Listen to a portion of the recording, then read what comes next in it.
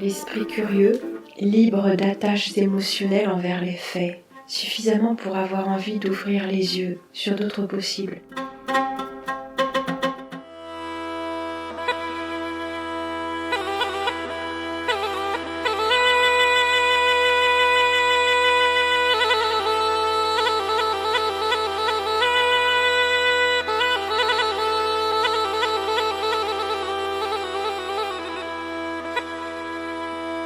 Nous avons parlé des 3 dimensions, plus exactement de l'effet de profondeur et de volume de notre monde illusoire, de l'illusion du temps, de l'illusion de l'espace.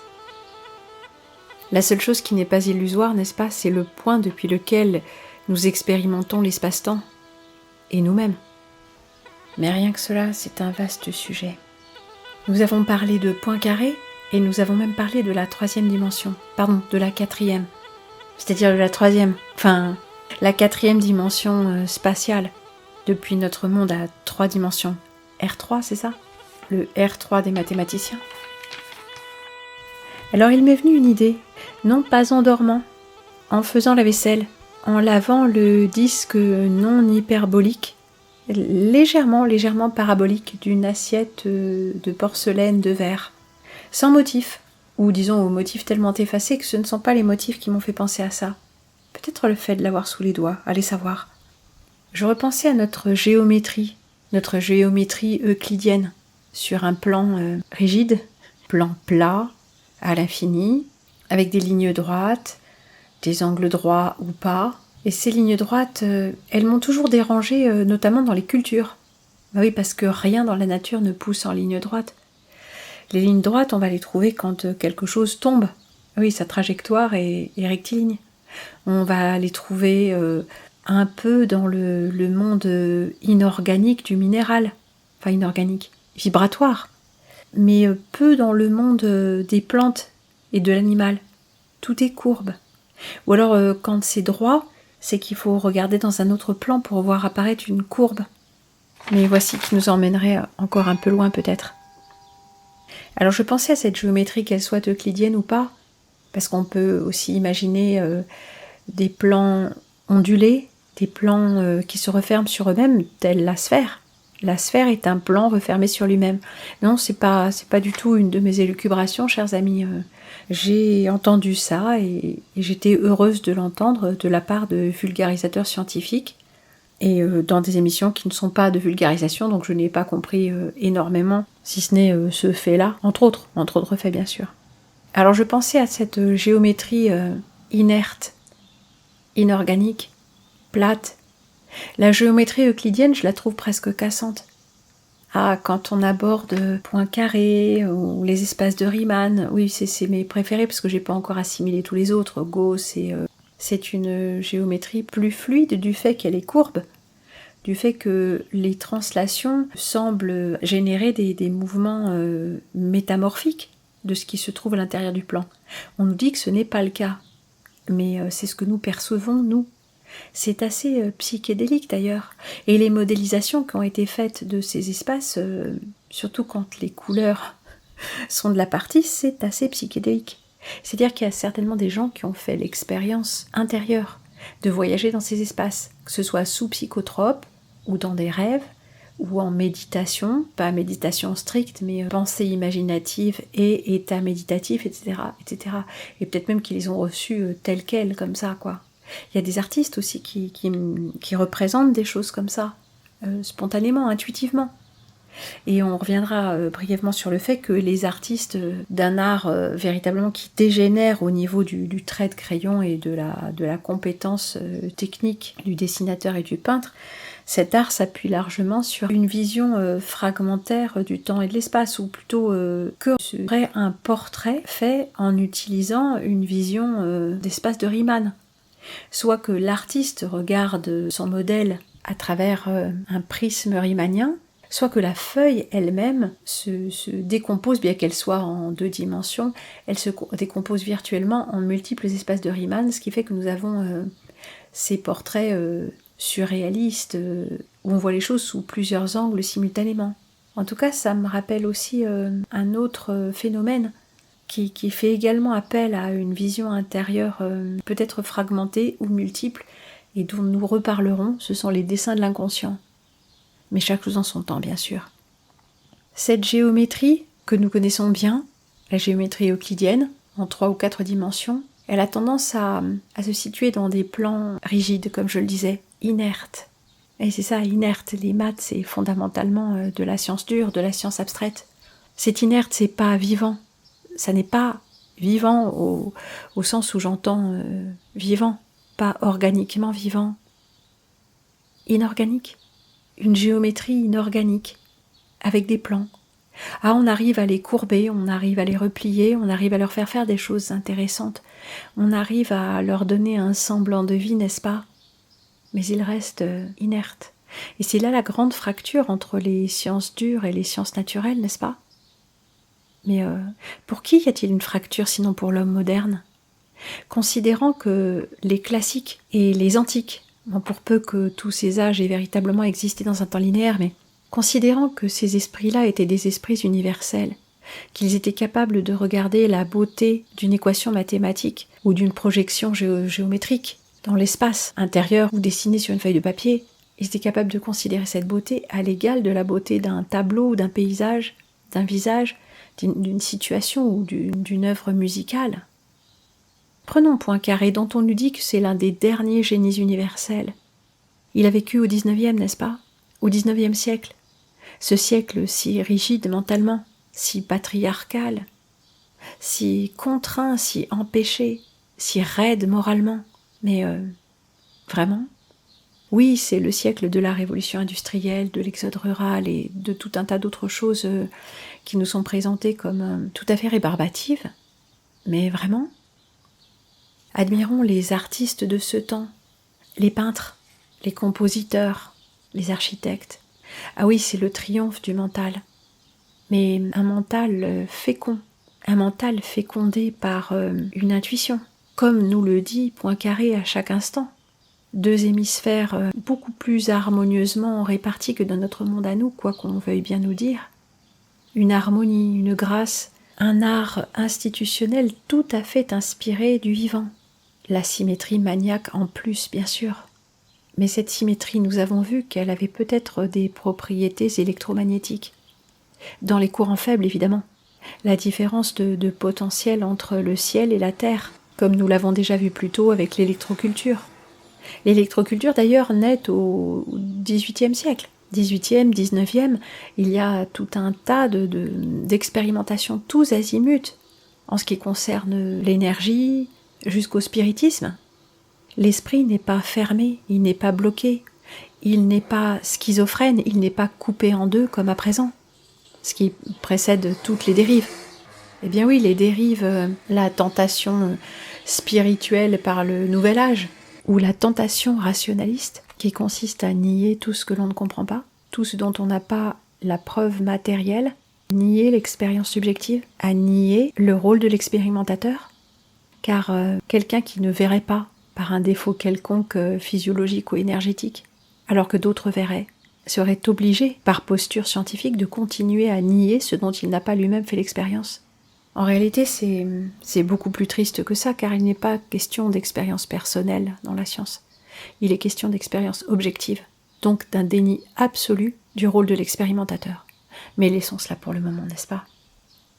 Les 3e et 4e dimensions dans les espaces riemanniens, gaussiens et puncto-caréiformes nous donnent bien assez de fil à retordre pour le moment.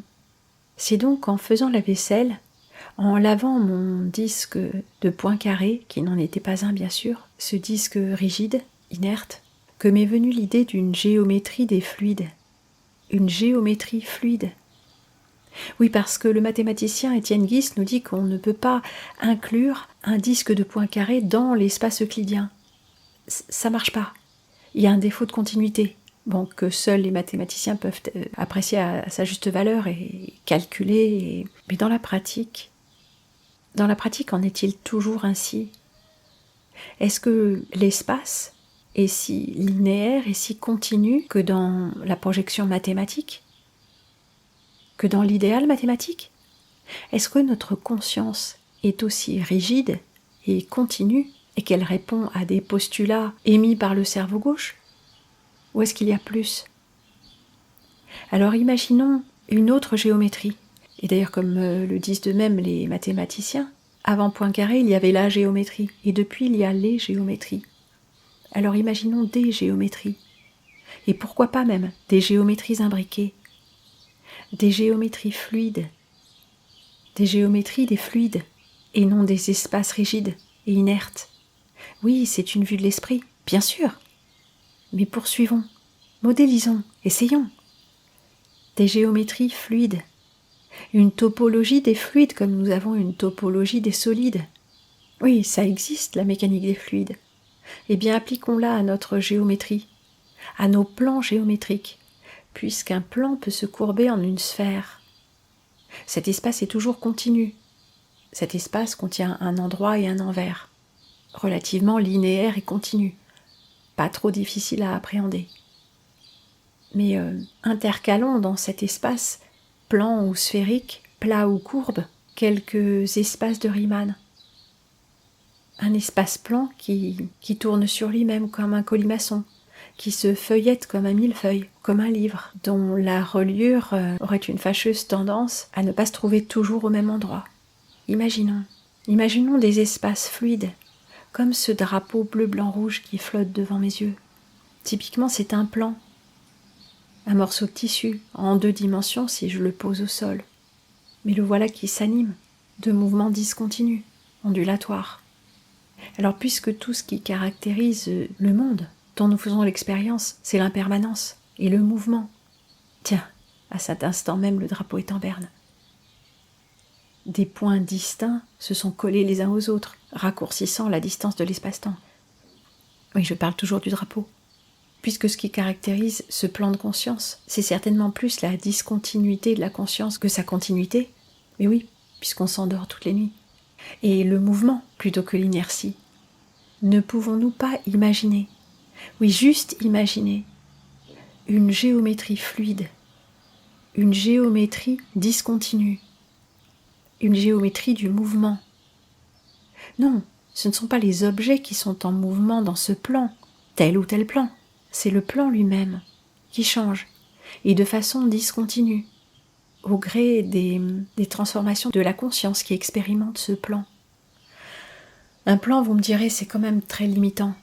Et il nous a fallu plusieurs plans, 3 ou 4, pour arriver à placer la conscience dedans. La conscience de rêve, la conscience de veille, les discontinuités de nos éclairs de génie à l'intérieur même de notre pensée ordinaire.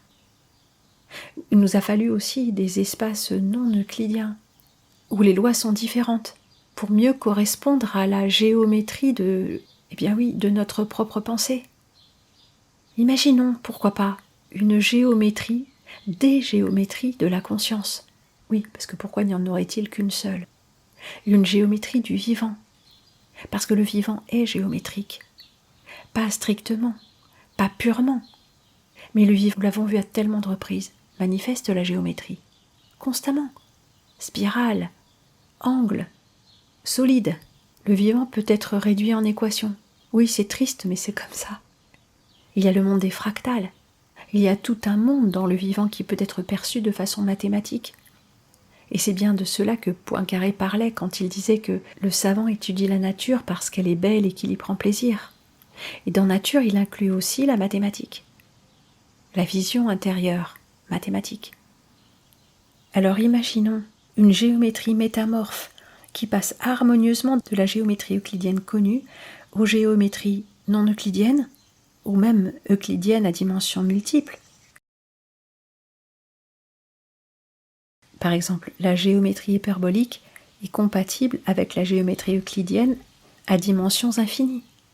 Ah, mais c'est pas moi qui l'ai dit, c'est Étienne Guis. Par un jeu habile de projection d'un arbre mathématique, on projette chaque point sur une nouvelle dimension euclidienne. Donc, virtuellement, si le nombre de dimensions est infini, on peut translater un espace non euclidien dans un espace euclidien à condition d'avoir un nombre infini de dimensions. Eh oui, qui peut conceptualiser cela? Qui peut le visualiser intérieurement? Un mathématicien? un physicien, un artiste, un guillemets schizophrène, un mystique, un rêveur. Alors immédiatement, je pense à ce disque de Poincaré, dont le pavage peut être fait de différentes façons, mais toujours avec des triangles fins. Oui, le triangle fin. Ah oui, ce qui caractérise la différence entre une géométrie euclidienne et une géométrie non euclidienne, entre autres, c'est la mesure des angles d'un triangle. Dans la géométrie euclidienne, la somme des angles d'un triangle est toujours égale à 180. Bien, prenons un triangle isocèle, tout simplement, dont les trois angles sont égaux. Nous avons 60, 60 et 60, 180. Donc 180 degrés, si on additionne les angles, c'est l'angle plat. Eh bien, c'est une droite. Enfin, stricto sensu, c'est un demi-cercle. L'angle, enfin le vecteur de l'angle. Et 360, c'est le cercle, la boucle est bouclée.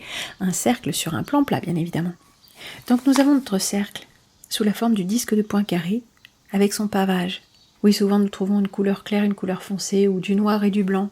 Ce fameux pavé mosaïque, mais dans une version déformée. Donc on nous dit qu'on peut translater certaines de ces géométries hyperboliques. Le disque de Poincaré en est une, mais je ne sais pas si elle est spécifiquement concernée par cette possibilité. Et nous avons ce plan, quadrillé régulièrement, un plan euclidien. Donc je n'ai dessiné qu'un carré, mais dans toutes ces dimensions, ça part à l'infini.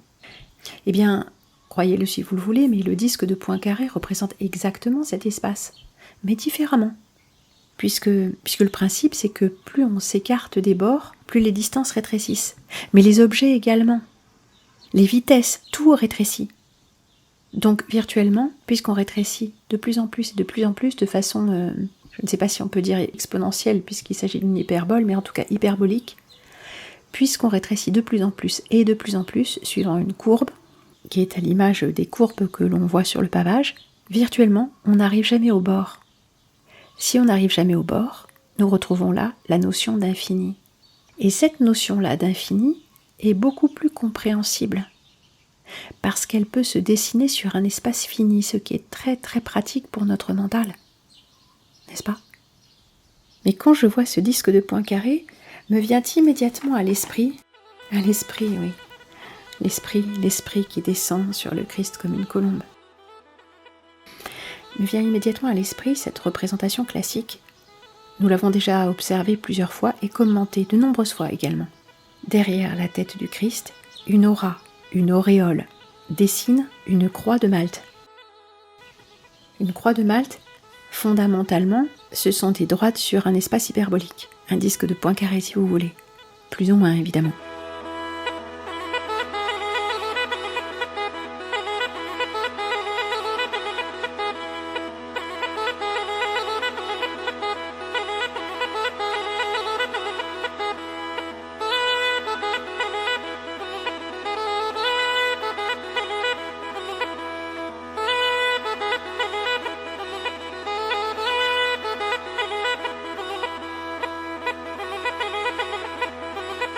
Nous n'en avons que 3 ici.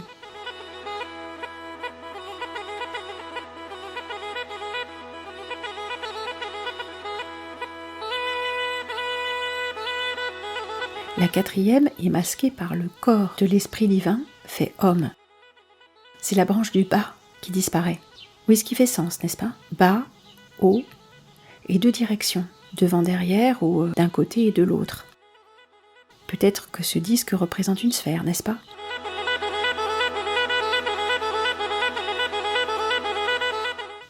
Donc, si nous sommes dans un espace hyperbolique, mais sommes-nous dans un espace hyperbolique ou dans une géométrie sphérique?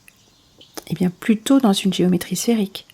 Ça dépend comment on voit la chose, bien sûr. Mais les branches de cette croix représentent, dans une géométrie non euclidienne, l'infini. En tout cas, c'est ce que je dirais.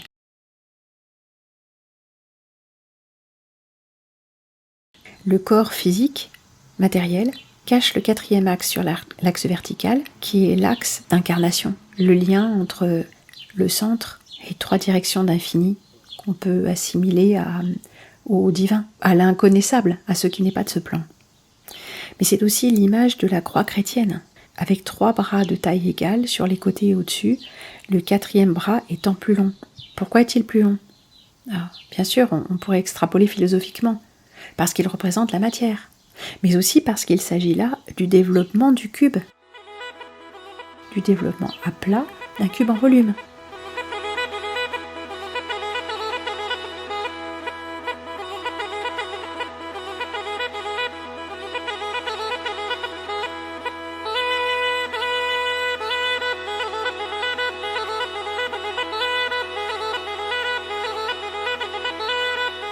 Et quand on repense à Dali et sa crucifixion, je ne sais plus quel mathématicien nous expliquait qu'il s'agit d'un hypercube, de la visualisation d'un hypercube. Un hypercube, dans son explication et sa démonstration, contient virtuellement 6 cubes en un. Oui, on peut dire 2, mais comme les arêtes de ces 2 cubes se touchent 2 à 2, dans sa démonstration, il est clair que nous avons 6 cubes imbriqués. Alors il existe peut-être d'autres démonstrations, mais la conclusion était que pour lui, cette représentation symbolique du Christ flottant devant une croix qui est constituée en réalité de 6 cubes disposés selon la forme de la croix catholique, avec ces petits cubes par devant flottant dans l'espace, c'est une peinture d'initié. Pour illustrer que cette divinité ou que ces pouvoirs spirituels n'appartiennent pas à notre plan, mais à une dimension que nous ne pouvons pas voir. Nous ne pouvons nous en faire qu'une représentation selon les postulats de notre réalité, avec une dimension de moins que celle que nous essayons de représenter. Représenter la divinité sous des traits humains, c'est déjà une interprétation. Voilà, on pourrait dire ça. Là, on est dans l'art, on est dans le symbole, mais on est aussi dans la géométrie, dans la pure mathématique. Et qu'en est-il, à votre avis, de la roue d'Ézéchiel, la grande roue et la petite roue, vues dans le ciel? Que sont ces roues, finalement? Des engins? Des choses d'un autre plan? Des soucoupes volantes lumineuses? Des ouvertures sur d'autres mondes? Des visions intérieures? De plans non euclidiens? Mais nous allons y revenir. Nous parlions d'initiés avec Dali. Dali et sa muse transgenre. Non, ce n'est pas un hasard. Les peintres institutionnels, les artistes institutionnels, les gens portés par le système, sont tous de grands initiés, même si le rôle apparent qu'ils jouent est différent. Souvenez-vous, nul n'entre ici s'il n'est géomètre. Géomètre ou architecte? Tiens d'ailleurs, Étienne Guis nous dit, pour faire de la géométrie, il nous faut une règle et un compas. Pour faire de l'architecture spéculative, manifestement, il nous faut une équerre et un compas. Où est la différence? Une dimension de plus, peut-être?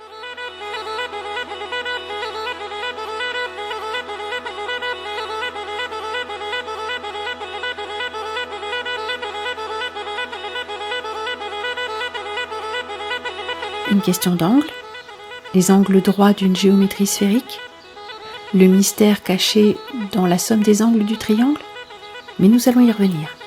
Nous allons y revenir.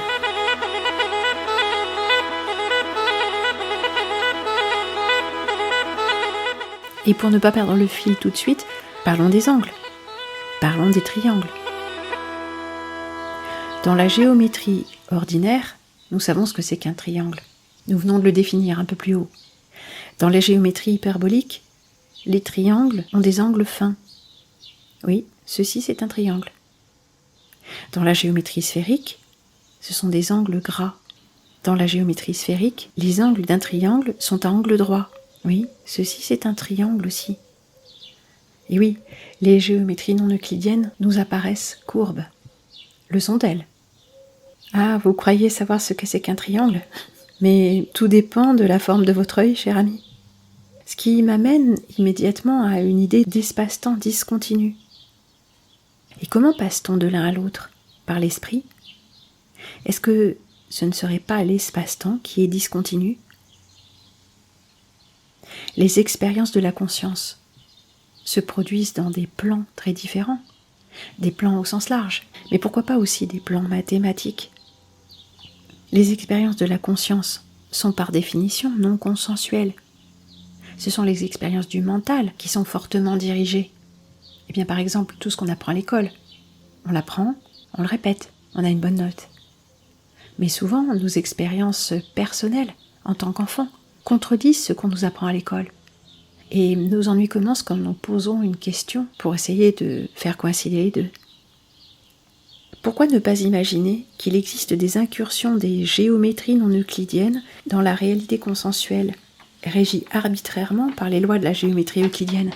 Poincaré, du reste, nous dit que les postulats de la science sont finalement arbitraires. Ah oui, à ce propos, parlons de la notion d'ensemble. Un ensemble en mathématiques, donc en géométrie, c'est un espace mathématique où s'appliquent certaines règles mathématiques. Des règles, des postulats, plus ou moins arbitraires, c'est-à-dire qui dépendent de celui qui les a émis, donc vraisemblablement qui dépendent de l'expérience personnelle de celui qui les a émis, qui seront teintés de son approche spécifique de la vie, de son approche mentale. Alors dans cet espace euclidien, qui constitue l'espace géométrique consensuel, l'espace géométrique que nous expérimentons avec les yeux, qui nous sert à construire des immeubles, ou des vêtements, ou quoi que ce soit d'autre. Cet espace euclidien correspondrait à notre conscience collective, notre programme de base, si vous voulez. Reprenons donc notre triangle euclidien, avec la somme de ses angles à 180 degrés. Le triangle le plus facile à imaginer, c'est celui qui est régulier, dont les 3 angles sont égaux, le triangle isocèle. Il nous dit quelque chose, ce triangle, n'est-ce pas ? Nous ne le connaissons que trop bien. Il nous évoque immédiatement la hiérarchie. Hiérarchie, étymologiquement, ça veut dire pouvoir étagé, un pouvoir au-dessus. La pyramide de pouvoir, le triangle. Oui, je sais, un triangle n'est pas une pyramide, sauf pour quelqu'un qui regarde depuis les 2 dimensions, comme nous, n'est-ce pas ? Le triangle nous parle aussi de la proportion des êtres soumis à ce pouvoir hiérarchique. Il nous parle aussi de la nature de ce pouvoir spirituel, c'est-à-dire non visible. Pourquoi non visible ? Parce qu'il serait non euclidien, parce qu'il viendrait d'au-delà de la 3e dimension, parce qu'il ne prendrait pas place dans notre espace réel, consensuel, continu. En tout cas, c'est un pouvoir astral non visible qui s'exerce sur la matière et le vivant. Oui, c'est vrai, ce triangle est un peu spécial. Il lui manque une pointe. C'est un triangle tronqué. Mais laissons là notre triangle inorganique et reparlons de cette idée de géométrie organique. Prenons un exemple. La graine. Les graines des différentes plantes, qu'elles soient fleurs, arbres, petites choses épineuses et rampantes, tiges aux délicates inflorescences, buissons ou arbres, la taille de la graine n'est pas de façon continue et linéaire en rapport avec la taille de l'être final, plante, arbre, plantule. La graine peut affecter de nombreuses formes, des plus simples aux plus exquises.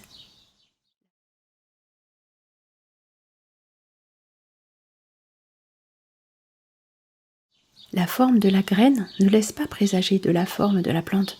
Mais intéressons-nous à la transformation morphique, la transmorphation, la transformation topologique, organique, c'est-à-dire stricto sensu non topologique, non homéomorphique.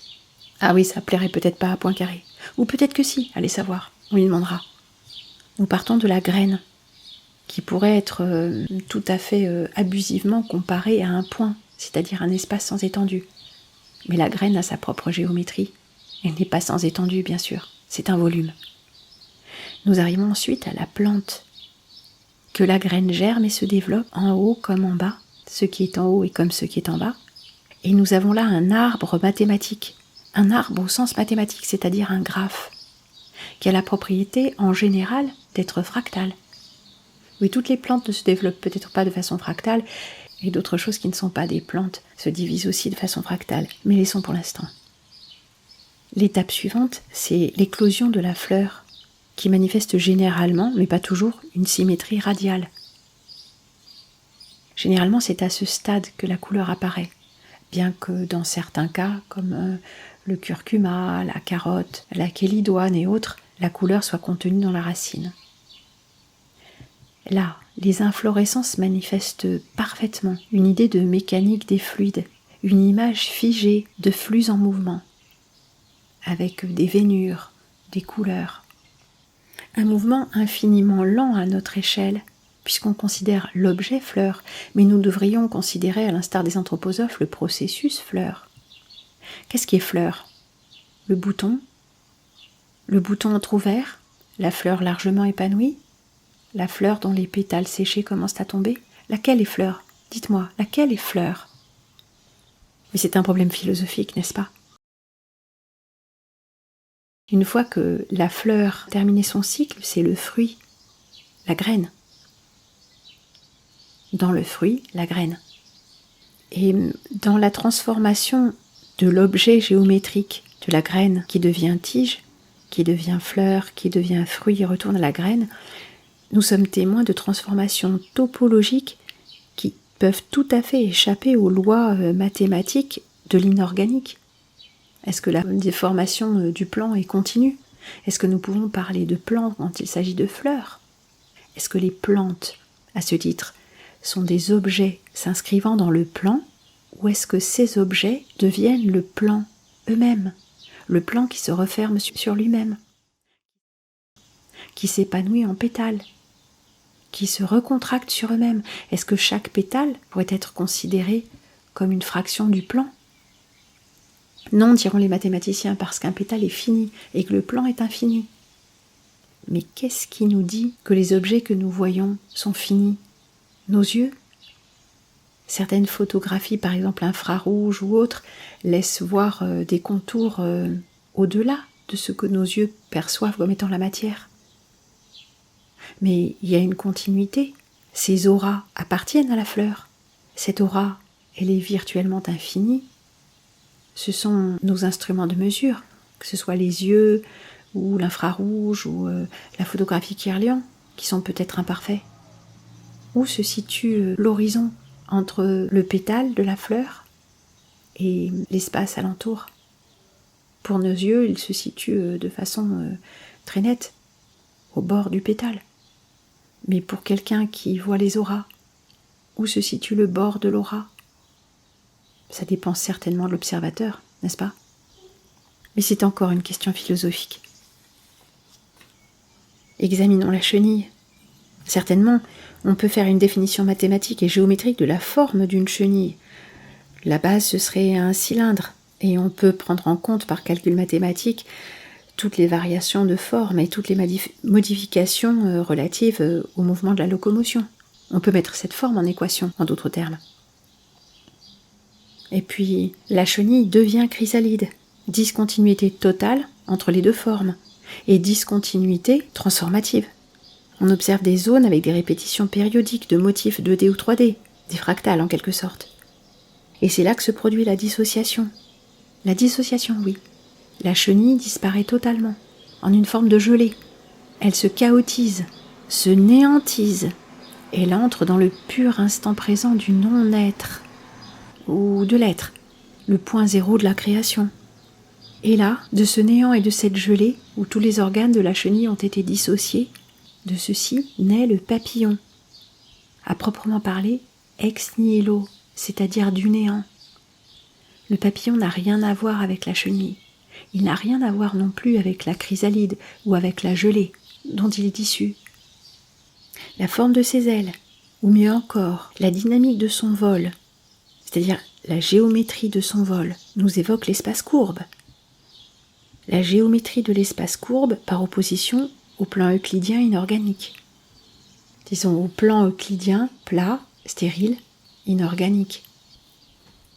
Si nous considérons le vol du papillon, le mouvement du vol du papillon, comme un plan en soi, un plan qui ondule, et non pas un objet dans le plan, tout devient très différent, n'est-ce pas? Nous ne voyons plus des objets distincts qui s'inscrivent dans un plan géométrique quel qu'il soit, mais une infinité de plans qui se télescopent. Parce que d'accord, les ailes du papillon peuvent nous paraître finies, mais ces ailes ne manifestent-elles pas un plan courbe et en mouvement? C'est-à-dire qu'une section de ce plan seul nous est visible, nous est rendue visible par l'aile du papillon, la forme de l'aile du papillon. Et comme nous avions tracé un triangle sur notre plan euclidien, notre plan virtuellement infini de tous côtés, nous pouvons imaginer qu'autour des ailes du papillon, dans toutes les directions, ce plan courbe et ondulant se poursuit. Le papillon alors n'est plus un objet quelconque, posé dans le plan, perdu dans le monde. Il est au centre de son monde. Ces deux ailes définissent deux plans qui se coupent, qui partent virtuellement dans des directions infinies. Les mouvements de ses antennes aussi, certainement. Alors le papillon est à l'intersection de tous ces plans courbes, ondulants, discontinus et organiques. Le papillon est au point zéro de son propre monde. Nous avons vu qu'il était possible de mettre le vivant en équation. Nous avons l'exemple de la fougère comme objet fractal. Là, nous avons un objet mathématique. La fougère manifeste un objet mathématique. Mais la fougère n'est pas un objet mathématique. La fougère est un être vivant, programmé suivant des lois mathématiques, selon toute vraisemblance, et construit à partir du matériau de la vie qui crée de la vie, qui crée de la vie. Alors, ce que nous voyons là, est-ce une équation qui s'autogénère ou de la vie vivante qui se renouvelle constamment? Mais c'est encore une question philosophique. Je repars sur mon idée de géométrie inorganique. Prenons l'exemple de l'eau et regardons-la en image arrêtée, à l'instant T. Une goutte d'eau qui tombe et nous avons une sphère. Nous appellerons cet instantané de l'eau, la sphère, T1. Pour peu qu'il ait fait humide et que le soleil réchauffe peu à peu la matinée, nous aurons un effet de brume qui s'élève. L'eau est en vapeur. Quand il s'agit de brouillard, il est possible de se représenter de l'eau. Mais l'hygrométrie ambiante, comment nous représenterons-nous l'eau? Nous ne la voyons pas. Est-ce un espace qui se sublime, qui se vaporise, qui se chaotise, qui se néantise? Cet état de l'eau, la vapeur, nous l'appellerons T2. Mais liquéfié, vaporisé, brumisé ne sont pas les seuls états de l'eau. Quand l'eau se cristallise, nous avons ce flocon à structure hexagonale. À l'instant T, je l'ai appelé T3. Que l'eau se liquéfie à nouveau et qu'elle remplisse l'espace d'un lac ou d'une flaque. Jetons un caillou et l'eau se met à pulser, à onduler. Que verrons-nous? Eh bien, des cercles concentriques ou une onde sinusoïdale. C'est l'instant T4. Faisons couler de l'eau du pichet jusqu'au verre, ou même allons faire un discret pipi derrière un arbre. L'eau, là encore, s'écoule en tourbillon. Prenons une image arrêtée. Je l'ai appelée T5, le tourbillon de l'eau qui coule. Qu'elle se sphérise, se vaporise, se chaotise, se néantise, se cristallise, qu'elle pulse, qu'elle ondule, qu'elle tourbillonne, l'eau est toujours de l'eau. Que de transformations topologiques, n'est-ce pas? Topologiques ou non topologiques stricto sensu. Et si nous appliquons des fréquences à un bol d'eau correctement éclairé, nous n'aurons plus uniquement des cercles concentriques, mais des motifs extraordinaires, rappelant les formes du vivant, toujours en mouvement, toujours changeant. Cet instant extraordinaire, c'était 6. Y a-t-il un homéomorphisme de l'eau? Homéomorphisme. Pourtant c'est toujours de l'eau.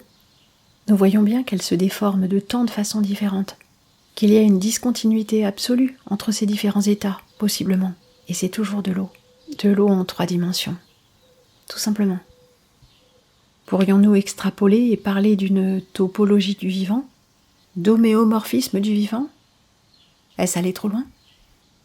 Et si nous imaginions que dans notre espace généralement euclidien, nous ouvrons de petites fenêtres, de petits feuillets comme ces livres qui s'ouvrent avec un diorama en 3 dimensions, plus exactement 2 avec un petit effet de profondeur. Si nous froissions l'espace euclidien, et si nous choisissions de voir la genèse du bourgeon à partir de la tige elle-même issue de la graine, comme le développement souple, ondulant, organique d'un feuillet de Riemann, d'un espace qui s'ouvre à partir de lui-même, le vivant crée de la matière, de façon discontinue, dans 3 dimensions, selon un plan précis, mathématique, esthétique et parfaitement harmonieux. Et puisque nous parlons de la géométrie du vivant, il nous faut jeter un rapide coup d'œil aux cellules de Voronoi, qui modélisent de nombreux mouvements organiques, par exemple la genèse des alvéoles, notamment sur les ailes des libellules, les organes de fleurs ou d'animaux, avec cette notion toute spécifique de pavage, chère aux mathématiciens.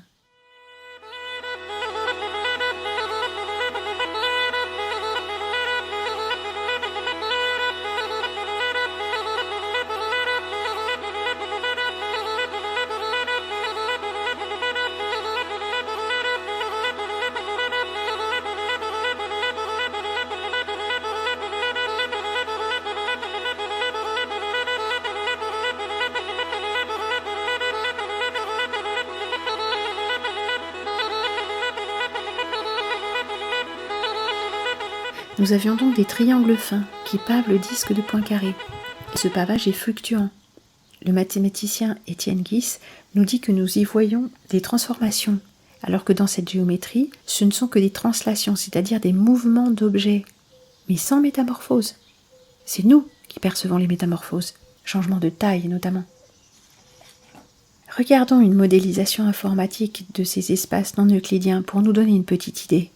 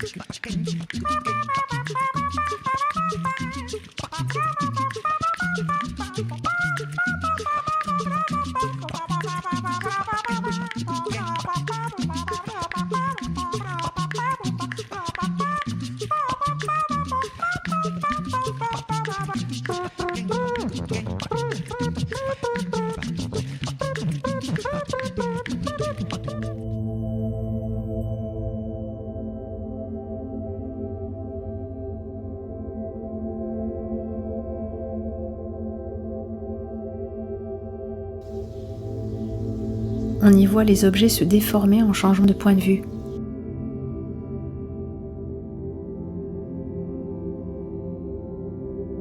Mais comme pour nous, au fond, si nous regardons un cube, l'œil au niveau du cube est pleine face, nous verrons un carré. Mais un autre observateur, qui regarde avec un angle et de légèrement plus haut, verra les trois faces. Nos objets aussi se déforment suivant l'angle de vue et la distance. Nous avons un effet de parallaxe dans notre géométrie euclidienne, mais cet effet est parfaitement intégré par notre cerveau.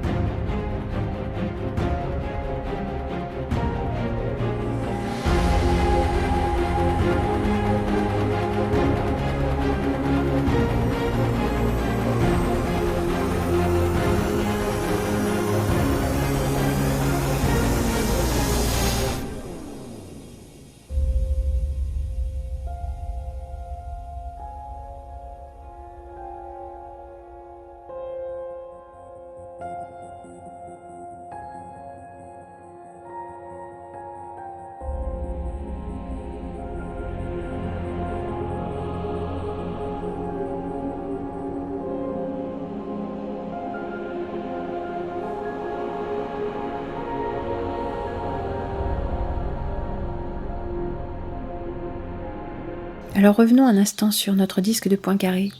Il est à la fois fractal, fini et infini, c'est-à-dire fonctionnellement infini, comme dans le paradoxe de Zénon-Délé. Vous savez, cette flèche qui, pour atteindre la cible, doit avoir déjà parcouru la moitié de la distance qui la sépare de la cible, et la moitié de la moitié, et la moitié de la moitié. Donc virtuellement, la flèche n'atteint jamais son but. Nous avons un peu cette même idée. Plus on approche du bord, à moitié de la distance, la taille du plan ainsi que tout ce qui s'y trouve a diminué de moitié. Et puis à moitié du segment restant, nous aurons encore diminué de moitié, et ainsi de suite, ce qui fait que nous n'atteignons jamais le bord. Donc le disque de Poincaré est à la fois fractal, fini et infini, et hyperbolique. Nous avons vu cette géométrie hyperbolique, et nous avons vu très brièvement le triangle plongé dans la géométrie sphérique. Un triangle fin, un triangle gras, un triangle à 3 angles droits. C'est comme l'envers et l'endroit d'une même réalité, comme d'exacts opposés. La géométrie sphérique et la géométrie hyperbolique sont 2 exacts opposés, exactement comme l'hémisphère gauche et l'hémisphère droit. Peut-être que c'est comme ça que nous fonctionnons.